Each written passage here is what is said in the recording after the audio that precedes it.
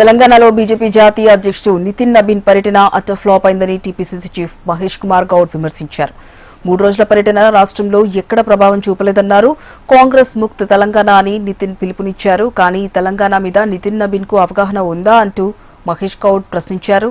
వికసిత్ భారత్ లో తెలంగాణ లేదా 12 ఏళ్ల పాలనలో తెలంగాణకు ఏమిచ్చారని మహేష్ గౌడ్ ధ్వజమెత్తారు.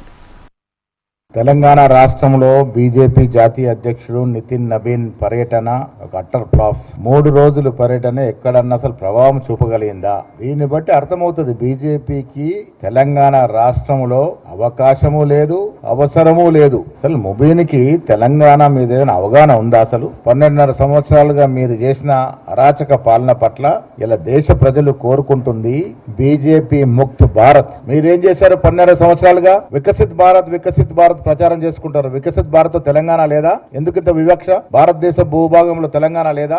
ఏమిచ్చినారు తెలంగాణకి? జాతీయ అధ్యక్షుడు జవాబు చెప్పాలి. కేంద్రంలో బీజేపీ ప్రభుత్వం కేవలం సంపన్న వర్గాల కోసం పనిచేస్తుంది. అయోధ్యలో జరిగినటువంటి స్కామ్ గురించి ఎందుకు మాట్లాడలే? అంతకుముందు కాళేశ్వరం గురించి పదే మాట్లాడేది.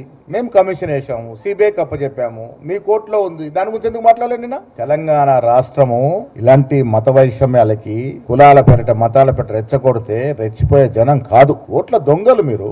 ఈ దేశం అంతా గ్రహిస్తా ఉంది. తెలంగాణలో కూడా ఓట్లు దొంగిలించి గెలుస్తామనుకుంటే పొరపడ్డట్టే. ఎస్ఐఆర్ అనేది ఓట్లు జత చేసే కార్యక్రమం. అర్హత కలిగిన ప్రతి పౌరుడికి ఓటు ఉండాలి. మీరు ఓట్ల దొంగిలింపు కార్యక్రమానికి తెలంగాణలో పాటుపడతానంటే ఇక్కడ అయ్యేది లేదు. బీజేపీ కేంద్ర పార్టీకి ప్రజల శ్రేయస్సు పట్టదు, పేదవాని గోడు పట్టదు.